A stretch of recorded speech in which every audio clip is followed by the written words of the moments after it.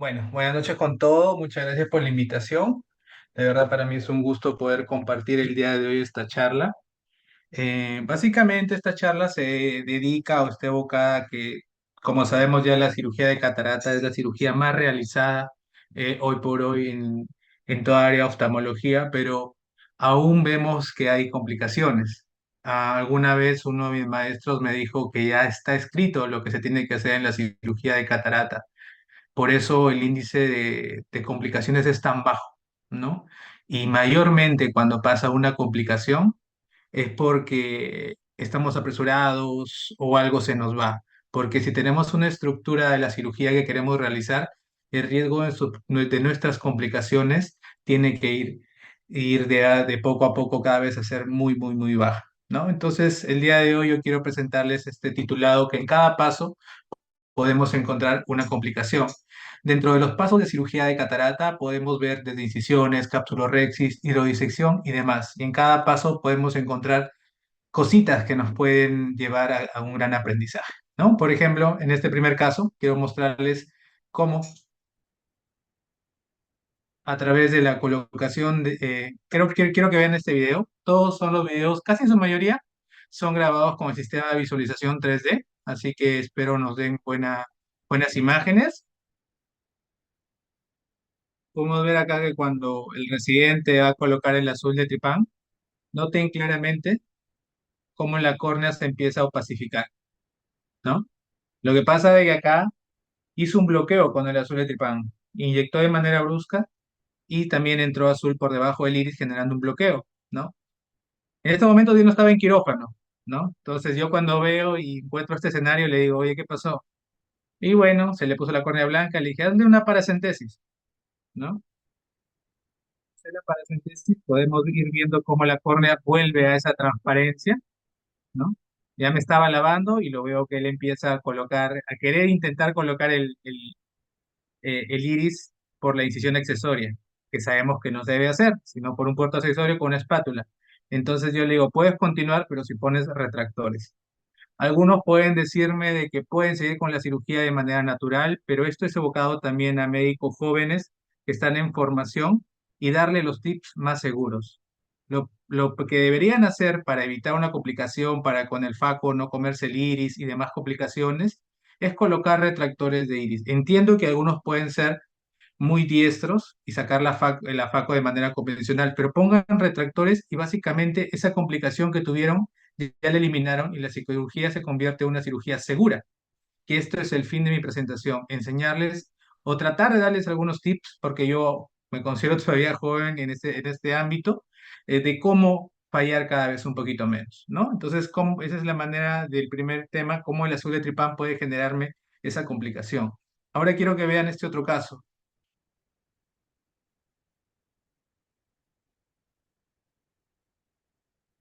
Cuando ya después de colocar azul de tripán, va a colocar viscoelástico pesado y observen lo que pasa. La cánula sale disparada, ¿no? A veces no sujetamos bien la cánula o no la embolamos bien y esto es lo que genera.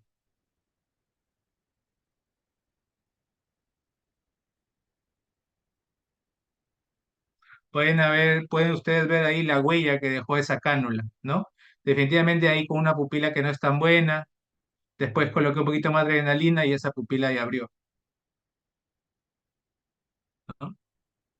Ahora ya podemos realizar la capsulorhexis. Como pueden ver, ese pliegue que tenía en la cápsula no fue a mayores, no hubo una gran complicación y la cirugía siguió sin más cambios, ¿no? Igual ya todo cambia, ¿no? Todo se hace más lento. Bien, miren, vean cómo el azul de tripán quedó atrapado.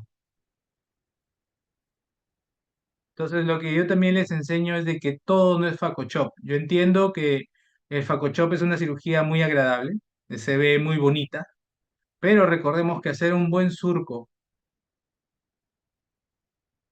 también es muy elegante. Bien, poder hacerlo con cierta rapidez, ¿no? Con los parámetros adecuados, que es lo que yo pretendo enseñar más que todo, a utilizar los parámetros, también nos puede convertir en una cirugía, ¿por qué no decirlo elegante? Bien, no todo es Facochop. Hay cirugías que nos quieren decir, hazlo más seguro, regresa a lo básico. ¿no? Entonces, por eso dentro de la curva de aprendizaje está primero que hagan su Divide and Conquer, Stop and Shop y finalmente un Faco Shop. ¿Bien? Todos. Luego, doctora Haruki, una pregunta, ¿sí se ve bien los videos? Sí, se ve genial, está muy lindo. Listo. Bueno, dentro del siguiente paso de las cirugías de catarata, y es donde yo me enfrento cuando estoy en ese proceso de de enseñanza a los residentes, es en la capsulorhexis. Bien. Primero yo quiero que vean acá un error que cometí cuando recién egresé de la subespecialidad y regresé a mi instituto a trabajar. Quiero que vean qué es lo que hice mal. Bien. Este era un paciente de 30 años aproximadamente, o como toda catarata blanca, pongo azul de tripán. Y como se dice que hay que hacer una blancopunción, pues en ese entonces la realicé, ¿no? La realicé la blancopunción y yo me sentía airioso. Ah, mira, sí, estoy sacándole líquido, ¿no? Todo bonito.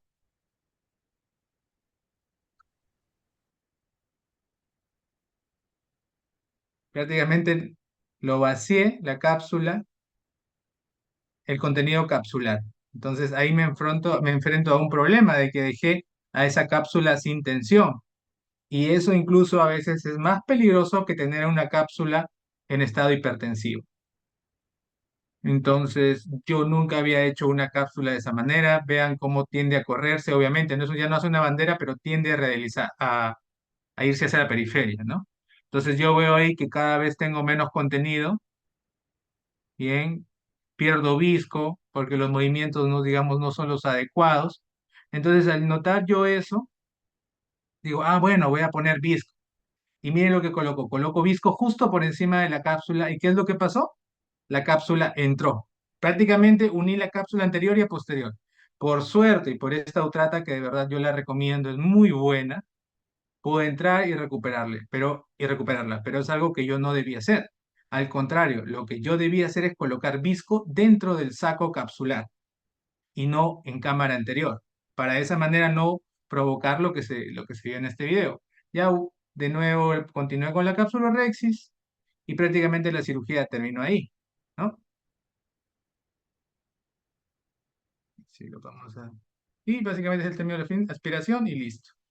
Bien, y ahora todos sabemos que en este caso, este es el otro ojito, particularmente fue la primera vez que realicé una cirugía bilateral. No estoy a favor de hacer cirugías bilaterales, pero este era un paciente con PCI y el mismo anestesiólogo me dijo, oye Julio, cada anestesia que le hacemos general le afecta al joven. Hazla ambas. Y bueno, se hizo.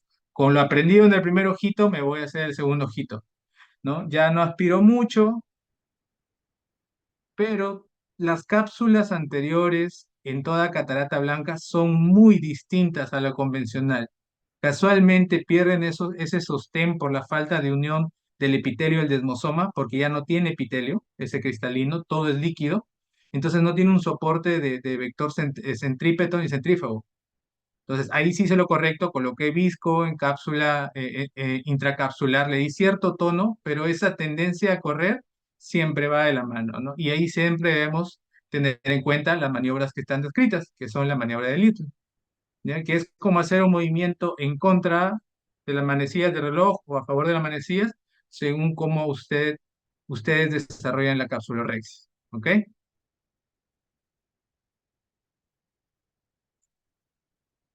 Y básicamente la cirugía terminó. Lo hice un poco mejor que el otro ojo, pero no fue lo totalmente correcto. Entonces, a veces, cuando también estamos en el proceso de aprendizaje, sucede muchas que la parte que más les cuesta a todos, creo que hemos estado en el proceso de formación, es justo ese espacio donde es la rexis subincisional. En lo particular, yo siempre enseño con Nutrata, no enseño con cistótomo, porque a mí me demora mucho. Pero si obviamente ustedes manipulan el cistótomo y hacen sus capsulorresis perfecto, adelante, ¿no? Entonces podemos ver cómo el residente empezó por este lado.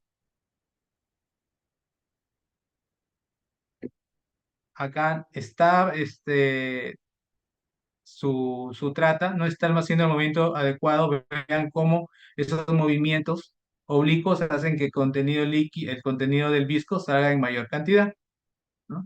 Obviamente acá ellos no se los apuran, ¿no? Que se tomen el tiempo que deban tomarse, con tal que lo hagan bien. Para eso les dedicamos cierto tiempo para que no se apresuren ni nosotros apresurarnos, porque recuerden que el proceso de enseñanza de catarata no es rápido, es una curva que toma su tiempo, pero que es, creo que todos pueden realizar cirugías de catarata seguras, si tienen todos los pasos estructurados. Entonces acá le digo, ¿y sabes qué? Pon un poquito más de visco porque te estás quedando sin cámara, ¿no? Aplanó la cápsula Rexis, pero miren cómo empieza a salir un pedazo del flap que ya estaba casi suelto, y cuando ya está por terminar la cápsula Rexis, vean cómo él presiona el labio inferior y la cápsula empieza a salir. Y yo le digo, oye, ¿sabes qué? Para un toque, y él quiere volver a agarrar, y miren cómo el flap se quiere salir por la incisión principal.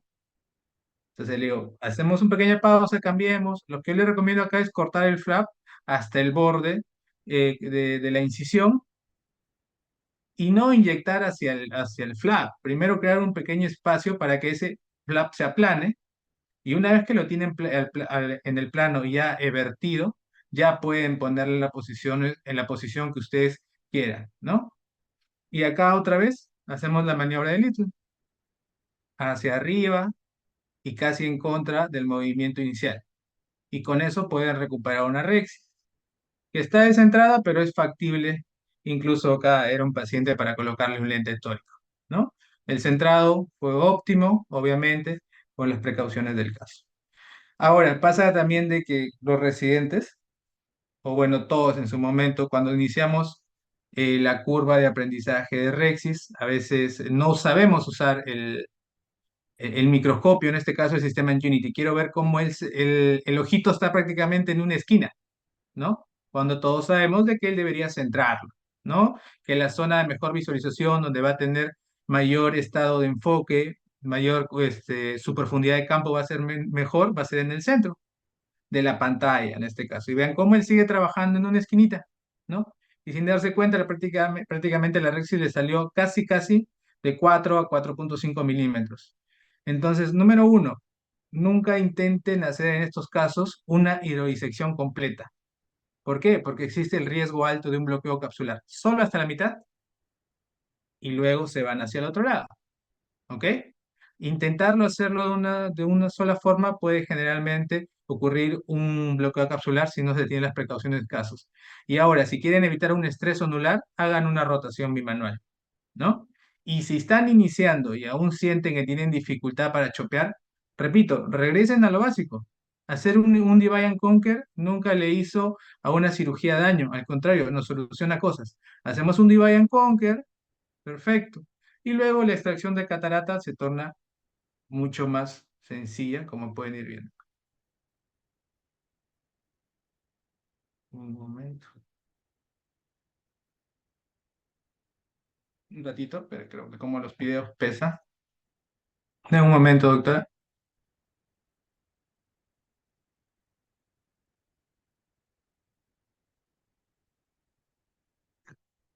Ujú. Está súper ilustrativo. La verdad es que cada paso con un video está súper recomendado y como el principio de toda cirugía, ¿no? No hacer absolutamente nada si no vemos bien, ¿no?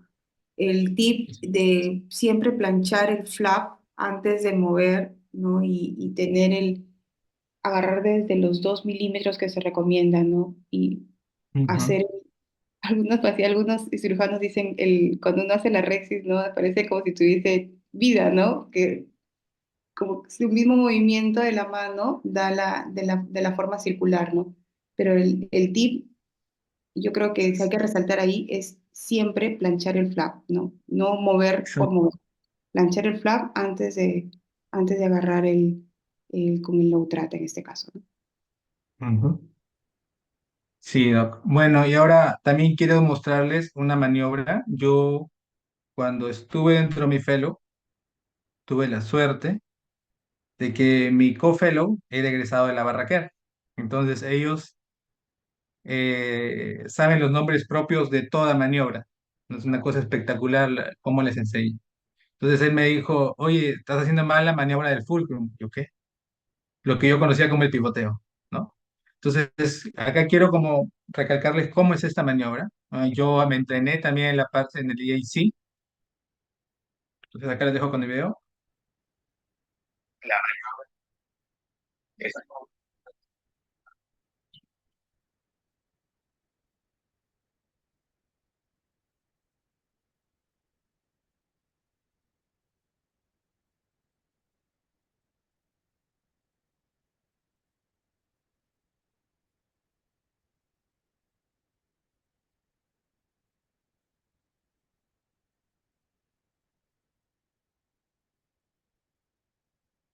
Y este es un ejemplo demostrativo de mi residente.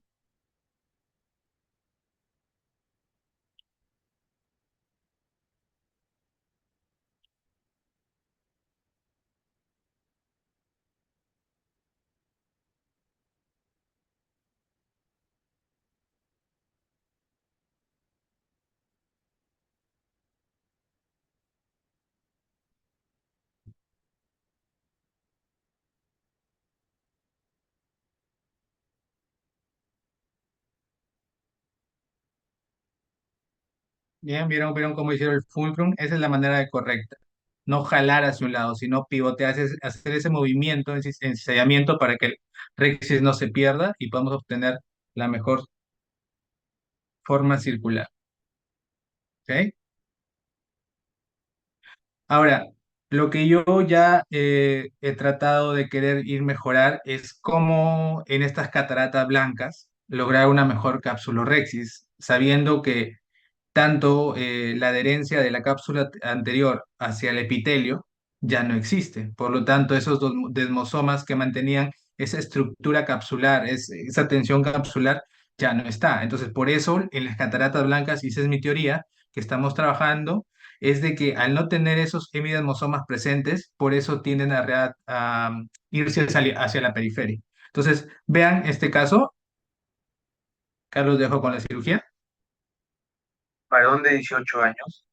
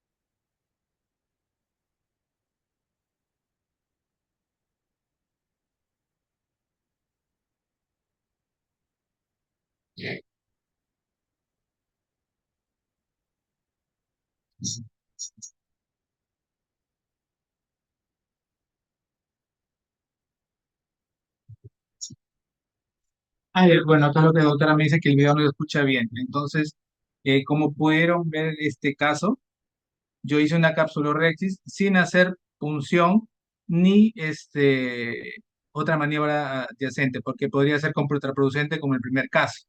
Y básicamente esta catarata fue una de las más rápidas porque no necesito mayor cosa que hacer un lavado de cámara, ¿no? Entonces, no toda blanca debe punzarse, ese es el mensaje con este video, pero siempre tener el riesgo de que se le pueda irse a la periferia, ¿no? Entonces acá colocamos un lente de 3 piezas, pero este es un trabajo en el que estamos realizando en el instituto, que creo que en un añito ya podríamos tener resultados en cataratas blancas. ¿Bien? Entonces, otro de los pasos en la cirugía de catarata es la hidrodisección. Entonces, ¿qué pasa cuando hacemos eso? Acá tenemos un residente que ya estaba haciendo la hidrodisección. Bien. Entonces, acá, lastimosamente, yo no estaba presente, por eso empecé con cistótomo y luego lo paré. Le dije, yo no uso cistótomo. Entonces, con Utrata. Hizo su Rexis, pueden ver que no la necesitó. No tengan miedo a iniciar con Utrata. ¿Ok? Entonces, él pasa a hacer la hidrodisección. Entonces, la hidrodisección, primero, enfóquense, no es inyectar por inyectar, es llegar al ecuador y a través de cambios sutiles, de inyecciones sutiles. Miren cómo en cada intento hay ese cambio de la dilatación del iris. Se profundiza la cámara y otra vez llega a su posición. Se profundiza la cámara, todos esos cambios de presión que él está generando, pueden ver cómo hacia el lado acá, si pueden ver, empieza a salir un sangrado. ¿Ven? No es que fue de que el paciente sangró, no. Esos cambios bruscos al hacer la hidrodisección es lo que generaron un sangrado angular. ¿Ok? Y ahora otro sangrado. Bien, entonces yo le digo, espérate un ratito, tenemos visco pesado, ponle visco pesado en el área angular para que lo tapone y continúa con la cirugía. Otra vez digo, vamos, hay que hacer una cirugía rápida y segura. Vamos con Ivayan Conca. Entonces hice que haga un esculpido y luego con manera bimanual, usando ese surco, rotar el lente para que ya no siga haciendo intentos fallidos de hidrodisección y luego la cirugía siguió sin complicaciones. ¿Ok? Entonces, otra vez, regresar a lo básico no está mal. Busquemos siempre una cirugía segura. Bien, entonces, este es un caso muy interesante. Es una catarata blanca, donde igual tenía un bol bajo, no tenía presencia de líquido intracapsular, por lo que decidí hacer de frente a la capsulorhexis. Este sí lo hice yo. Entonces, inicio la capsulorhexis, pueden ver que se corrobora lo que hay en el VM, no hay ausencia de líquido, lo corroboramos. Bien, la rexis, al ser un bol bajo, no tiende a correrse tanto a la periferia. Bien, pero por apurado y hago la hidrodisección, digo, ah, ya pasó la onda, vamos a rotar el lente, y en eso que, en esta segunda rotada, miren, prácticamente todo el cristalino pasa más allá del ecuador. Entonces yo trato de reponerlo, pero yo ya estoy pensando de que algo rompí, si no es que ya voy a tener en cualquier momento un submarino. Entonces entré y chopié con el Dresdler, por si acaso algo se me quiera ir. Entonces yo quiero que vean acá el video cómo se puede ver como una zona ovalada, pero en ningún momento yo sentí pérdida de la facodinamia. Es decir, es como le hubiese hecho un pelamiento a la cápsula posterior, pero lo que estoy viendo es el vítreo anterior. Y anatómicamente eso sería el espacio de Petit, ¿no? Que está entre el límite de las zónulas más postecuatoriales y el vítreo y la hialoides anterior. Lo que hice es colocar el lente en surco, porque obviamente el saco no era lo indicado, se me iba a luxar a cavidad vítrea. Lo puse en surco, pero hice un abotonamiento de la óptica o un atrapamiento posterior de la óptica, ¿ok? Para que de esa manera que la óptica del lente no haga contacto con el iris para prevenir el prolapso de vitrio, ¿bien? Y lo que quedó ahí es solamente corteza liquefactada, que eso ahorita van a ver el VM control, el lente perfectamente centrado. Entonces pasamos de tener un PL a tener un lente correctamente centrado, pero con restos corticales al lado nasal, que con corticoides eso pasa, no genera mayor inflamación, ¿ok? Y siempre que tengan un RCP o algo, traten de capturar la óptica, ¿bien? Entonces también tenemos ciertas complicaciones cuando realizamos el proceso de facomulsificación. Primero yo quiero mostrarles cómo yo enseño a los residentes a hacer la incisión. Es algo que vengo desarrollando, es cómo hacer una técnica bimanual, pero usando ambas manos.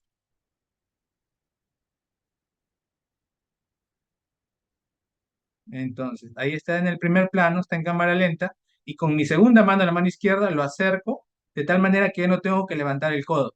Sigo el mismo trayecto del movimiento inicial y creé dos planos. ¿Ok? Esa es la manera como yo realizo mi incisión bimanual y bueno, hasta ahora va bien. Entonces, recordemos que nosotros para operar usamos la tecnología, dependemos de una máquina, a diferencia de una cirugía extracapsular, ¿ok? Entonces, dependemos de un sistema de tecnología. Nosotros tenemos como cirujanos saber de tecnología y cómo funciona la máquina, aprender a setearla. Quiero que observen qué pasa en este video. ¿Mm? Hice la incisión como usualmente lo hacemos, ¿ok? En dos momentos, para que sea biplanar. Aparentemente yo estaba feliz, era una incisión buena. Entonces yo otra vez, por apurado, digo, ah, voy a hacer un surquito para más rápido. Miren, cuando está la punta tapada, el ultrasonido, como toda energía, se tiene que ir a algún lado. Sube por ese tubo, miren esas burbujas y me quema la córnea. ¿Ok? Entonces, ya iniciaba la cirugía y miren, ya creé esa boquita de pescado que lo llaman, ¿no? Ese signo de la chimenea, cómo ese humito blanco sube por la manga de la punta del faco. ¿Bien? Uno puede continuar con la faco si uno sabe que no es muy dura o de repente pueden cerrar. Bueno, ahí yo sabía que relativamente iba a ser la cirugía relativamente rápida. pero no intenten ya hidratar esas incisiones, la incisión principal, porque no se va a autosellar, es una córnea ya quemada.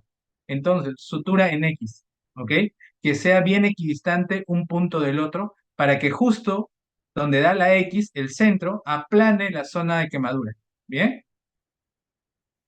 Esa sutura es algo que se puede practicar en Wellap, en ojitos de chancho. ¿Bien? Yo lo dejo anudado ahí, aspiro visco, aún no lo anudo para colocar airecito y ahora ya suturo. Con el aire me mantiene la cámara para no tener cambios de presión y el lente se me sale. Entonces, una vez colocada la sutura, lo entierro, no he de matizo para nada esa incisión, con la sutura tiene que ser más que suficiente, solamente voy a hidratar la accesoria y sacamos la sutura en aproximadamente entre 3 al cuarto mes. Nunca lo saquen antes, porque van a volver a tener Seidel y otra vez van a entrar con el paciente. Entonces, ahí es mantener la calma, no todo se resuelve inmediatamente, seguir a tu paciente, buen corticoide, a veces lentecito de contacto, pero no sacar esa sutura antes de las 3 semanas. ¿Bien? Entonces, acá tengo otro video, ¿no? Ese día no tenía muchas cirugías que era mi residente, más que esta catarata que era relativamente sencilla, pero para mí era muy importante porque era mi tórico número 100 que ponía en la institución. Entonces, pero obviamente el residente me miró y le di la cirugía. Dije, no, no creo que ya pase nada, ella ya opera bien. Hizo su surquito, perfecto, ¿no?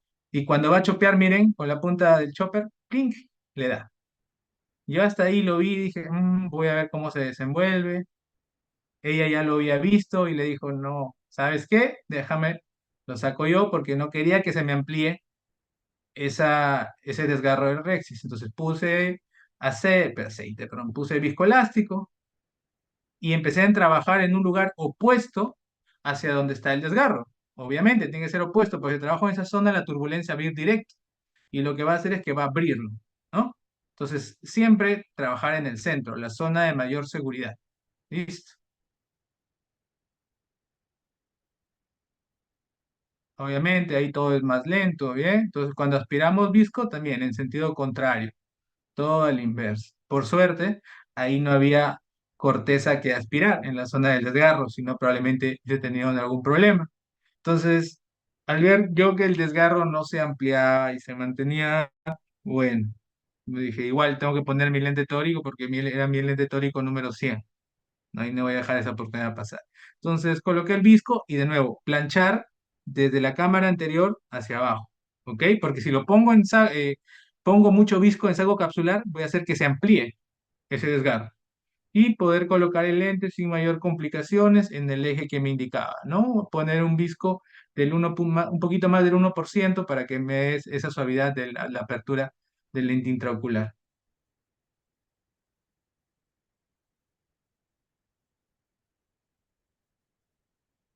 Normalmente siempre aspiro por debajo del lente, pero acá opté por no, porque esa maniobra de levantarlo el lente y poner la punta de polímero abajo podría de repente aumentar ese desgarro capsular. En estos casos sí suelo poner mi Ostat para eh, una mejor estabilidad del lente, ¿no?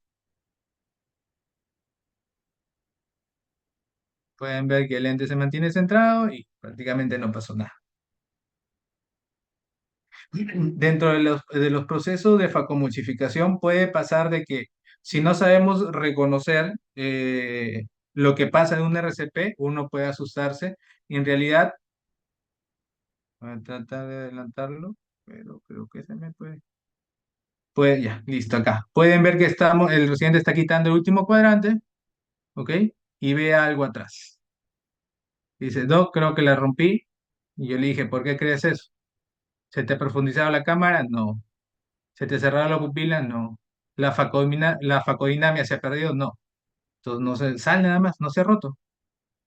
Aparte, un desgarro en la cápsula posterior no se hace de esa manera. Se va de lado a lado, simplemente porque el agua o la facodinamia lo amplía. Entonces él me dice, Doc, pero si se ha roto. Le digo, no pasa nada, continúa, aspira corteza. Si yo más que la profundización de cámara o el cierre pupilar, yo veo la facodinamia. Si hay facodinamia, no hay RCP. ¿Bien? Entonces lo que era simplemente el que había una impronta de la subcapsular que al hacer la rotación se salió en todo y quedó ese pseudo RCP, pero no hubo para nada, ¿no? Entonces también podemos tener complicaciones en cataratas, ¿no? En la parte de la reabsorción, de la aspiración de la corteza. Quiero que vean esta catarata. Esta prácticamente era una catarata reabsorbida, ¿ok? Y tenía lugares sin inequias. Yo estaba seguro que iba a haber un RCP, era casi improbable que no se me rompiera. Primero libero esa sinequia, ¿ok? Y con un cistótomo, como había fibrosis capsular, trato de trabajar en el centro para evitar que se me vea se vaya la periferia y la cápsula.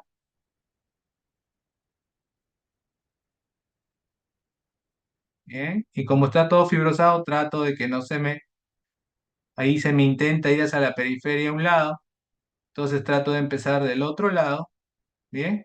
Y yo pensé que ya atrás no había nada, porque en teoría eran dos cápsulas casi que estaban pegadas. Y voy haciendo la capsulorhexis en sentido contrario a como inicié. Y luego en esa zona que estaba periférica, trato de usar las microtijeras para recuperar.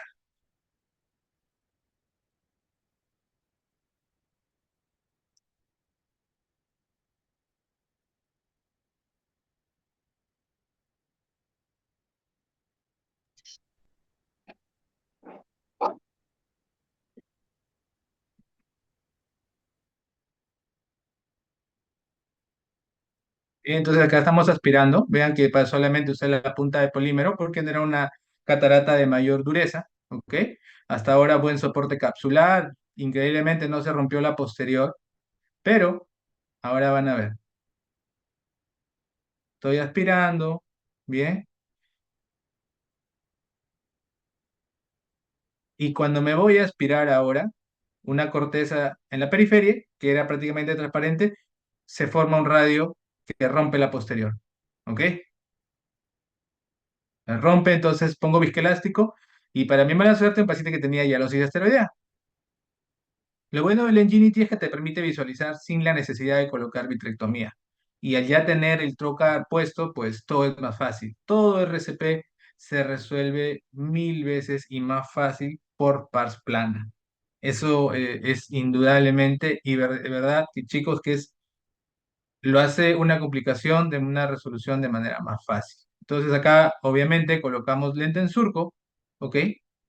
En este caso, opté por no abotonarlo porque era una cápsula con zonas de fibrosis y querer abotonarlo era prácticamente desgarrar esas zonas de fibrosis de la cápsula y probablemente me quede sin soporte capsular. Bien, entonces hacemos hidratación, lente centrado y este es el resultado final del paciente. Bien.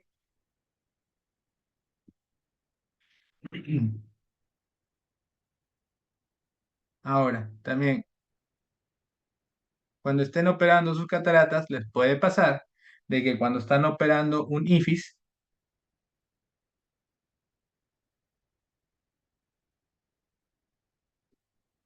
se les va a ir cerrando la pupila. Entonces siempre es bueno tener un Kublen a la mano que les ayude, o en todo caso algo que me gusta usar es mi sostenedor de núcleo.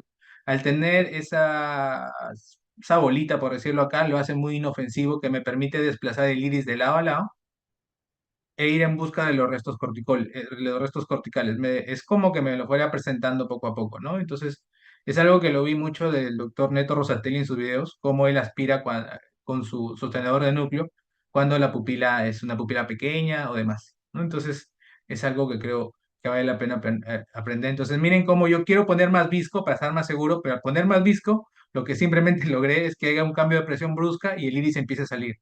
Entonces, es bueno poner visco, pero no en exceso. Y sobre todo cuando son irises sí, un poquito flácidos, tener las precauciones del caso. Y obviamente prácticamente poner el lente a ciegas y que vaya directo al saco. Perdón.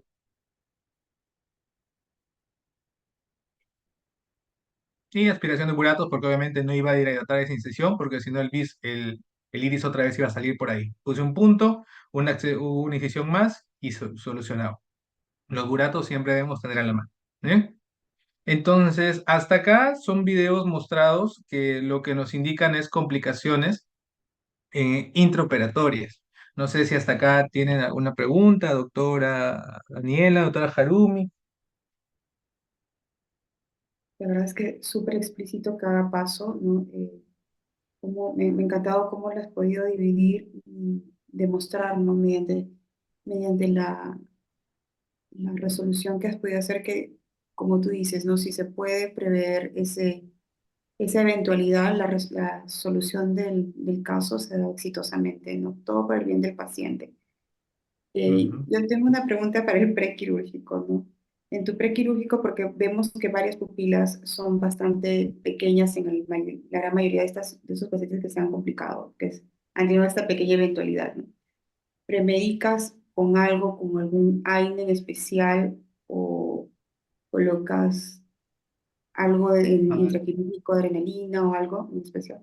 O lo más importante, normalmente, ¿no? cuando, bueno, siempre lo dilatan con tropicamida y fenilefrina en el preoperatorio, ¿ok? Siempre, así el residente le ponga perivulvar, yo siempre le pongo intracameral, lido con EPI. Y en el preoperatorio he visto lo que se ha demostrado es que sí funciona la atropina, ¿no? Pero también he escuchado una vez colocar un AINE en Depafenaco, creo que he escuchado, pero me Premedicamos. tomé la molestia de buscar el Depafenaco o Profenaco, no me acuerdo, pero una vez me tomé la molestia de buscar y no he encontrado literatura. Algunos docentes me han dicho que funciona, que permite una mayor dilatación, no lo he probado, pero lo que hago es eso, ¿no? Tropicamida con fenilefrina y en el intraoperatorio como tal, ya con lido con EPI intracameral. Ujú, eso. Doctor, muchas gracias, muy didáctica la charla. Yo le quería preguntar, ¿utiliza también manitol previo a la cirugía en pacientes que tienen cámaras estrechas, por ejemplo? Sí, claro. En la institución lo que tenemos es menos de 2,8, todos van con manitol. Independiente de que sea un cirujano experto o no, todos menos de 2,8 colocamos manitol. Me parece que hay algunas preguntas también. Vamos a ver. Entonces, dice, ¿cree realmente que previene más el prolapso del iris la incisión en córnea clara en IFIS? Es decir, más en córnea clara alejándome del limbo. Claro, porque le creas como un techo al iris. Lo pones tu incisión un poquito más arriba del plano del limbo, que es prácticamente que es una salida horizontal. Que si uno hace un poquito más en córnea clara, el iris prácticamente tendría que elevarse y luego salir. Entonces, hacerlo en córnea clara evita, ¿no? Hacerlo un poquito más larga del usual también, ¿no? Pero también va hacia el otro extremo. Si lo haces más en córnea clara, luego el astigmatismo inducido es mayor, a mayor riesgo de lesión del endotelio. Entonces, tiene, como todo, tiene sus pros y sus contras, ¿no? Algo que se escapa, algo que no hagas usual va a tenerte, uno tiene que poner en una balanza, ¿no? Ujú. Y otra pregunta más, dice, buenas noches, excelentes casos. Quería consultarle, en caso de un prolapso de iris por la incisión principal durante la hidrodisección, ¿cuál sería su esquema de manejo? Si tengo solamente una cirugía en el día, imaginemos que fue mi último paciente y ya no voy a tener más, le pongo retractores. Ujú. Le pongo retractores. Es lo más estable que uno puede conseguir. Porque querer reponer ese iris con una espátula, ok, lo lograste. Pero el iris te va a estar molestando, va a estar entrando y saliendo, entrando y saliendo. Entonces, justo tengo una complicación que, repito, algunas complicaciones que he tenido han sido por solamente estar más apurado, pensar que ya me tengo que ir, pensar que tengo más pacientes que operar. Entonces, justo para esa pregunta tengo un video, no sé si me permiten, por favor, mostrarles. Este es un paciente que operé, era un IFIS, ¿bien? Entonces, yo entraba y salía, ponía visco, obviamente la catarata lo saqué, pero justo me lo desinserté el iris, donde hice yo mi incisión principal. Pero ya el ojo estaba muy maltratado. Dije, no, voy a hacer que desinflame y en 2 semanas lo meto. fue tal cual lo que hice, ¿no? Entonces programé la reparación, porque a veces también creo que a veces nos juega en contra como cirujanos, es de que siempre queremos que todo vaya bien. Indudablemente eso no va a pasar, ¿no? Y hay que saber cuándo decir, bueno, hubo una complicación, ya llegué hasta acá, espero, dejo que el ojito se recupere y entro de nuevo. Es lo que creo yo que hice. Algunos me podrían decir, no, yo lo reparé el mismo día, es válido. Pero recuerden que estar acostado más de una hora cansa. El paciente se pone más nervioso, la presión positiva aumenta. Entonces, deja el ojito que desinflame, obviamente el paciente era 20/400, ya era 20/80, pero con la pupila caída. Entonces, es entrar y hacer una sutura de iris. Bien, es una iridorrafia, bien, que se usa en este caso Prolene 10.0 o 9.0, del que ustedes mejor consideren. Entonces, creo que esta es la complicación que le podría pasar a cualquiera si es que no se toma el tiempo adecuado de saber que lo más correcto en paciente que se te está continuamente saliendo el iris es colocar retractores o cerrar esa incisión y hacer una nueva incisión. ¿Ok? Expansores pupilares no sirven mucho para IFIS. Yo uso mucho Canabrava Ring, pero hablando con el doctor no lo recomienda colocar en paciente con IFIS, ¿no? Interesante. Y ese fue el posoperatorio.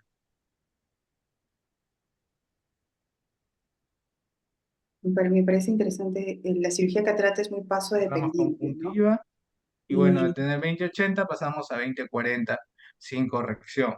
Afortunadamente no tenía mucho estigmatismo inducido, tenía 0.5, yo lo llevé a 1.25 por todas las lesiones que causé.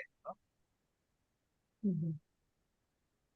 Sí, interesante. A veces uno siempre quiere que el paciente salga listo, ¿no? Salga con el lente y todo, y a veces realmente es mejor primero terminar como bien, por ejemplo, retirar la catarata, esperar a que el ojo desinflame y después en un segundo paso entrar para colocar el lente, hacer las cosas como con más paciencia, ¿no? A veces uno quiere como de una vez que el paciente salga ya listo y a veces es mejor como hacer los pasos con más paciencia. Sí, la verdad que uno aprende con ya tantas complicaciones a mantener la calma y saber de que a veces el paciente va a tener que entrar más que una vez a cirugía. Pero Sí. también pasa de que hay cirugías, no solo las complicaciones pasan en la cirugía de Faco. Ahora quiero mostrarles unas complicaciones que también nos ha pasado, porque una vez uno de mis maestros, que fue el doctor Molina, que me ayudó mucho, y el doctor Carvajal, que fue mi maestro en extracapsular, a mí todas las extracapsulares que entraba se me complicaba. Mm. Hacía diálisis, así como tal cual el video, ahora yo la reparo, entonces a todos nos va a pasar. Bien, pueden ver cómo acá él cuando quiere colocar el lente intraocular, cuando hizo la extracción, vean que fue el túnel probablemente fue muy corto, bien, al querer colocar el lente se confirma que está entrando por debajo del iris, entonces presentaba una iridodiálisis superior. Entonces acá sé que es bonito cuando se ve, mira cómo hacer una iridografia, cómo lo sutura, ¿no? Se ve bonito, hasta uno puede decir, bueno, qué chévere queda, pero a veces hay maneras más sencillas de resolverlas, ¿bien? Como está en este video. Entonces, este era un lente rígido. Obviamente, colocar un lente rígido por ahí es muy agresivo. Entonces, ¿qué hice? Planché el iris, ya para eso había cambiado con Residente, lo reposicioné, lo traté de planchar lo más bonito y cerré ese túnel escleral. El querer entrar por ahí iba a hacer que aumente la iridodiálisis, ¿ok? Entonces, es cerrar,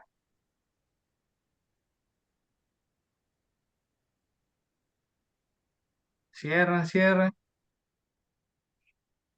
y lo que voy a hacer es cambiar un lente rígido por un 3 piezas plegable para ponerlo por córnea clara, ¿ok? De esa manera no aumentaría la iridodiálisis. Y ahora dice, bueno, ahora va a colocar el Prolene. No. Lo que voy a simplemente es reformar cámara y con un Sinski coloqué, bueno, no se vio acá, pero prácticamente lo atrapé el iris con el túnel escleral y lo suturé. Tan fácil, un tercer punto, tan fácil como es. Entonces, hacer las cosas o resolver las complicaciones de la manera más sencilla es lo correcto. Vieron que quedó en forma de una gotita, pero no está mal, ¿no? Para un paciente que antes era 20-100, ahora ser 20-40, pues creo que lo vale, ¿no? Entonces, pero no solamente las iridodiálisis, cuando tengan una iridodiálisis superior en extracapsular, es que fue cuando sacaron el lente, el cristalino, y prácticamente lo jalaron con todo. Pero cuando tengan un inferior, es que probablemente no pusieron el disco adecuado y no separaron bien el iris inferior del, del cristalino y lo jalaron. Entonces podemos ver acá un paciente. Obviamente yo le dije al cirujano, ¿sabes qué? Déjalo lavadito y entramos en un par de semanas que el ojito se recupere, porque era un trabajo de colocar 3 suturas. Entonces a mí me gusta hacer todas las complicaciones que haya y voy a tratar de resolver. Me encanta hacer UM, yo hago también imágenes. Entonces sé que uno dice, no, la imagen no es necesario, pero te ayuda en algo. Con el UM estuve seguro que no había vitrio por ninguna zona, que la cápsula es totalmente íntegra. Entonces, lo que primero hacemos es planchamos el iris y como voy a aspirar corteza y no quiero dañar más el iris, tengo que agarrarlo primero ese iris. Entonces, con retractores de iris, los trato de sostener y darle cierta estabilidad al iris y de esa manera ya con viscoelástico aspirar toda la corteza que quedó en su momento, liberar todas las sinequias, como todo proceso inflamatorio. Y dije, ¿por qué no? La rexina es tan grande, voy a colocarle un lente de mejor calidad visual. En este caso le puse un monofocal, el lente estaba centrado. Bien, entonces retiro los retractores y empiezo ya con la sutura de iris, ¿no? Les dejo con el video un ratito para que lo puedan ver.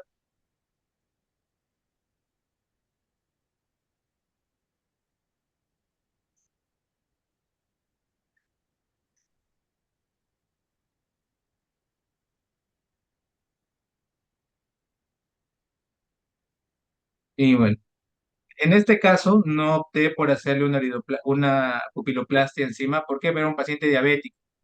Entonces, si le hago una pupiloplastia, el retinólogo me mata.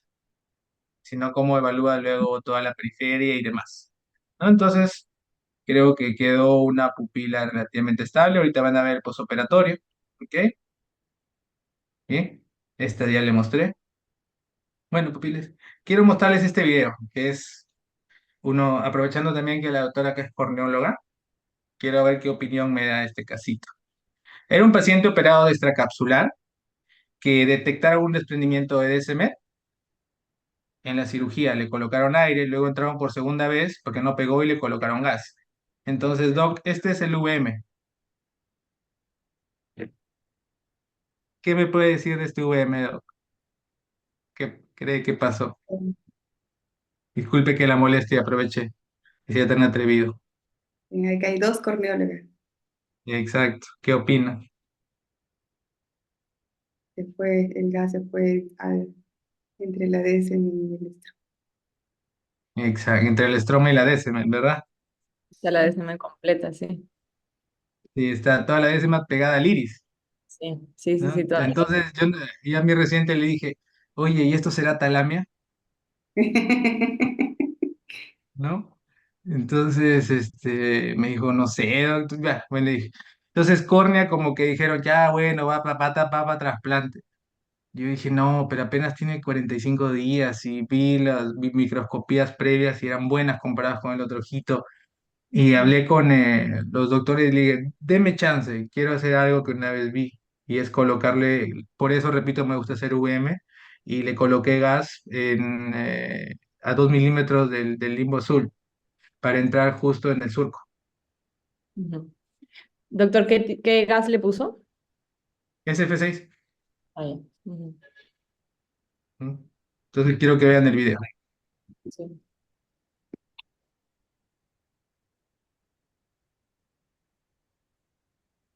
Obviamente estaba todo hematoso, no veía nada.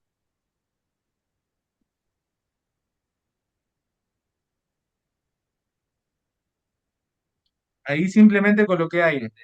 Quería visualizar, podemos ver las dos líneas que se ven, pero aún veo una sola burbuja. Sigo en el espacio entre el estroma y la décima. ¿Ok?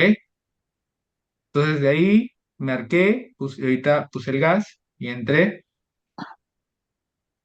y empecé a colocarle gas ya en donde el VM me indicaba que podía entrar. Y entonces era nada, era ya ponerme a querer acariciar bonito, o sea, ya no aplicaba, era su tercera entrada del paciente. Y podemos ver acá, no sé si pueden ver, las dos burbujas separadas. Una es, la primera, la gran burbuja, está entre el iris y el endotelio, y la segunda burbuja, que era de aire, estaba entre la descemet y el estroma. Entonces empecé a peinarla, ¿no? Y bien pueden ver cómo ahí ya empieza a peinarse, ya está otra vez pegándose hacia el estroma,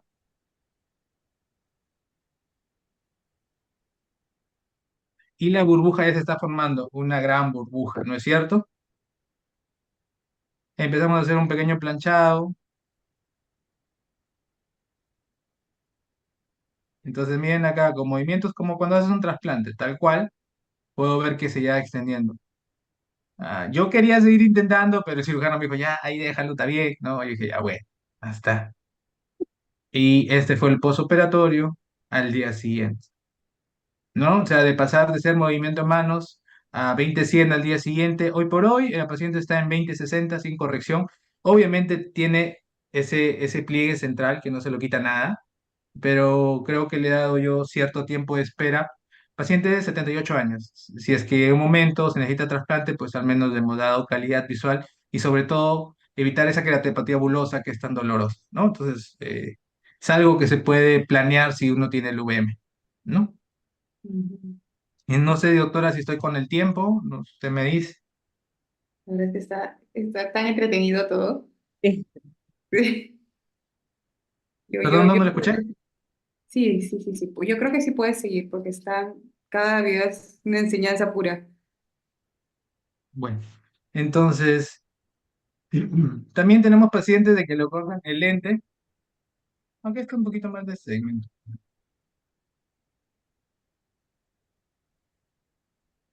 Bueno, este es algo que yo quiero que se aprendan todos los residentes y espero no herir susceptibilidades, pero yo estoy en contra de las esfinterotomías. ¿Por qué? Porque nadie me hace, creo que hoy por hoy ningún cirujano que entremos a la catarata más fácil podemos decir tengo 100% de posibilidad de éxito. Existe la posibilidad de que falles, mínima, pero existe. Entonces, si vas a tener un RCP en un paciente que le has hecho esfinterotomías y vas a querer colocar ese lente en sulcus, las esfinterotomías o ese iris que hemos destruido no te va a aguantar el lente. ¿Qué es lo que va a pasar? Como está en el video. ¿Ok? Prácticamente hubo un RCP, lo pusieron en surco, dijo a todo bacán, al mes. ¿Ok?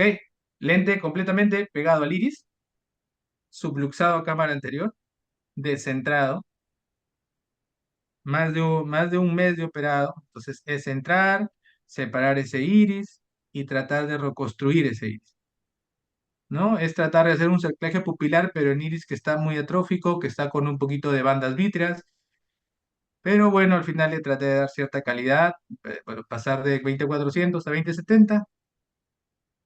No es una cirugía perfecta, es una reconstrucción, no es lo que tal vez puedo hacer yo por el momento, espero poder mejorar con el tiempo, ¿no? Y también tenemos este caso, ¿ok? A mi residente yo le dejé, le estaba poniendo el lentecito, y me dice, todo bien, doc, cuando yo lo veo el lente descentrado y el paciente se quejaba con diplopia. ¿Qué es lo que había pasado? Que él había puesto lente y como era un tres piezas, desgarró la cápsula en la periferia y colocó una áptica en cavidad vítrea y la óptica y la otra áptica en saco. Entonces, ¿qué es lo que hay que hacer? Nada, llevar el lente a cámara anterior, luego colocar el lente en surco, ¿bien? Y como siempre, abotonarlo, ¿ok? Entonces, pues, si usted, a todos los que estamos acá, ven que el lente no está centrado, traten de buscar en la cirugía por qué no está centrado. No es que si está descentrado, mañana va a aparecer centrado. No. El paciente tiene que irse con el lente centrado, siempre. ¿Bien?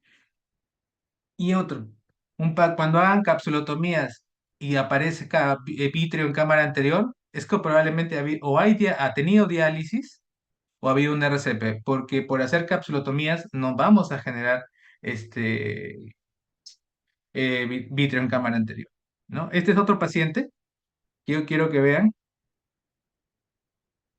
A veces, antiguamente se colocaban estos lentes de silicón y lo que pasó es que pensaban que la cápsula estaba opaca. y lo que estaba opaco era el lente.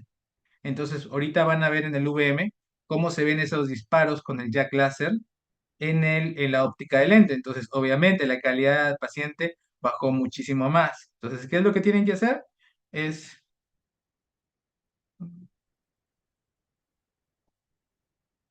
hacer un explante del lente por túnel escleral. Y ahí pueden ver el lente, ¿no? Con las microfracturas post-jack láser.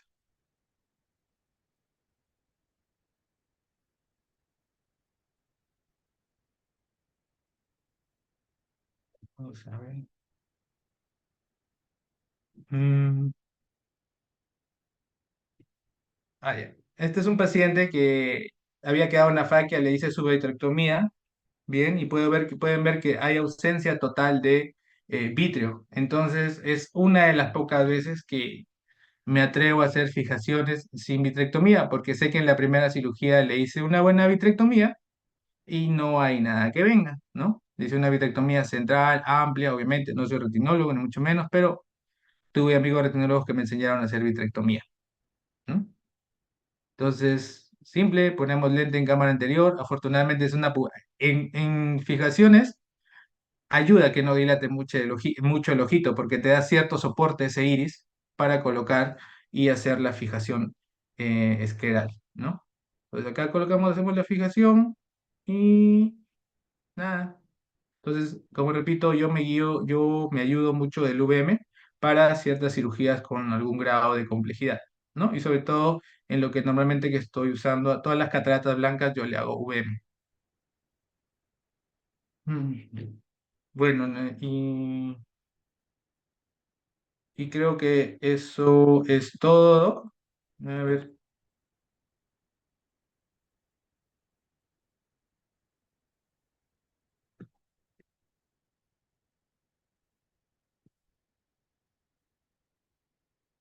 eso es creo que lo que tengo para mostrarle en complicación de cataratas. Bueno, estas son mis dos páginas donde subo. En una es de puras imágenes, ecografía y otro IVM, y la otra es de puras cirugías, ¿no? Tanto cirugías estándar como de un grado de complejidad. Y bueno, y por su atención, de verdad que muchas gracias. La verdad es que es súper ilustrativo, Julio, te felicito. Yo soy fiel seguidora de de su página de Instagram, así que lo tiene súper detallado a todos sus casos, ¿no? Y lo lindo que ahora la tecnología nos permite predecir muchas eventualidades que podemos enfrentar, ¿no? La filial norte le invitamos también a Julio a que nos dé una charla de VM, ¿no? Y la importancia de que nos va a poder respaldar, ¿no? Ya no tan solo en una posible eventualidad, sino también en algunos casos, algún caso médico-legal, ¿no? Porque son casos complejos, ¿no? Son casos complejos. Muchísimas gracias, Julio. Quiero reiterar la invitación al capítulo joven del Congreso Regional que vamos a tener. Invitarlos también al módulo de córnea donde vamos a ser participantes la doctora Daniela en persona, que es nuestro corazoncito que está por ahí por el segmento anterior también. Y invitarlos el módulo de FACO se va a dar en el NorFaco, que se va a dar en el mes de diciembre. El doctor Julio Rodríguez es parte del comité de, de organización, así que quiero rapidito para que tengan y guarden las fechas. Disculpen, quiero que guarden las fechas disculpen.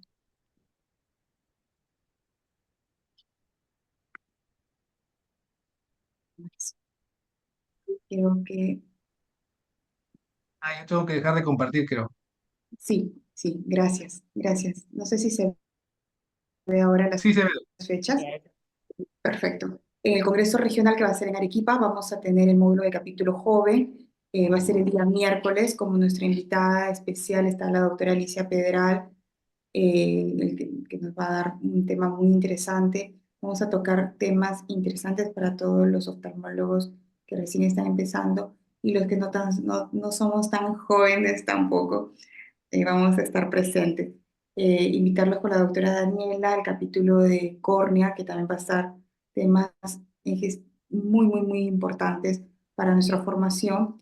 Y quiero hacerles la invitación nuevamente formal del NORFACO que va a darse en nuestra ciudad de Trujillo, la filial norte, con respaldo de la Sociedad Peruana de Oftalmología Central, está impulsando este gran curso que tenemos ponentes destacadísimos internacionales y ponentes nacionales. Reiterar el agradecimiento al doctor Julio por tan impecable presentación, ¿no? No sé si se dejó de compartir. Se dejó de compartir Dani. No, ahí está compartiendo todavía. Creo que se me fue un poco la señal.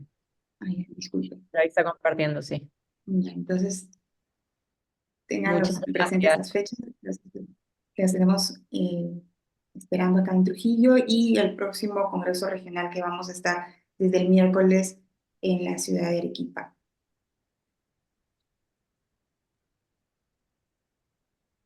Dani, no sé si deseas dar las Muchas últimas. gracias, doctor. De verdad que una charla que me imagino que todos hemos podido aprender mucho de todos los pasos y es algo que nos compete a todos.